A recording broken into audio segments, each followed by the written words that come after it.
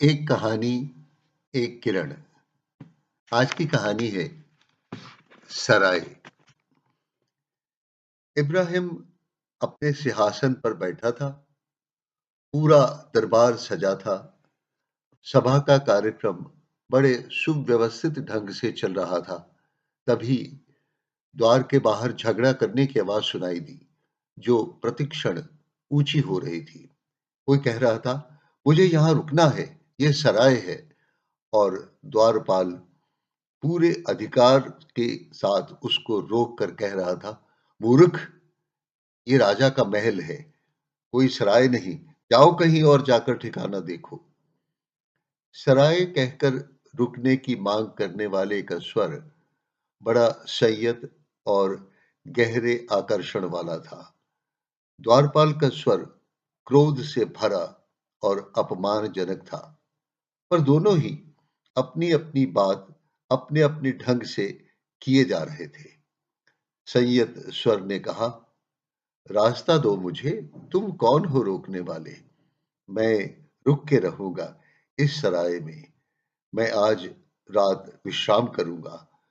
द्वारपाल ने उत्तर दिया, तुम पागल हो, ये महल है, सम्राट का निवास गृह है, कोई सराय नहीं है। बस्ती में सराय है, तुम वहां जाओ। आखिर सम्राट को भी उत्सुकता हुई, ये आदमी कौन है जो सुनता ही नहीं और महल को सराय कहे जा रहा है। उसकी आवाज में एक विश्वास और आकर्षण था। ये किसी मूर्ख की आवाज नहीं हो सकती। सम्राट ने कहा, इस आदमी को भीतर आने दो। आदमी भीतर आया। ओजस्व झलक रहा था। व्यक्तित्व में गहरा आकर्षण, शीतलता के अहंकार से मुक्त शीतलता, विनम्रता से युक्त शीतलता। सम्राट ने कहा, क्यों जिद करते हो? सब जानते तो हैं कि ये मेरा महल है, निवास स्थान और दरबार है मेरा। कुछ और कहें, क्या सेवा करूं? ये सराय नहीं है। साधु ने निगाहें उठाकर सम्राट की ओर देखा। निगाहों से सत्य के अनुभव की ज्योति जैसे सम्राट को विचलित सी कर गई। साधु ने कहा, मैं पहले भी यहां आया था, लेकिन आपको सिंहासन पर बैठे नहीं देखा।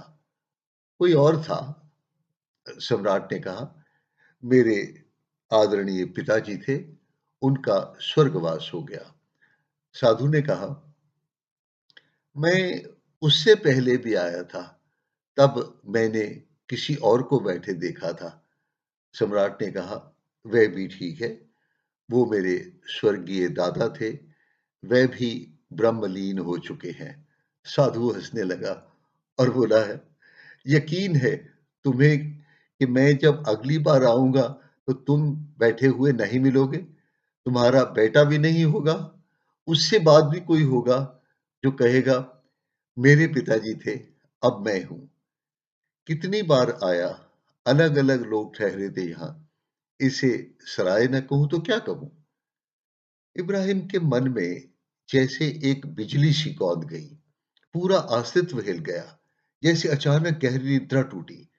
सिंहासन से उठा और बोला, महाराज, आप रहे सराय में, मैं चलता हूं। इब्राहिम ने महल छोड़ दिया, फकीर हो गया। लोग पूछते, क्या हुआ, क्या हुआ? तो बस यही कहता, कुछ भी नहीं, बस बात समझ में आ गई। जहां ना आने का पता है, न जाने का, और ना ही विश्राम की अवधि का, उसे घर क्या मानना?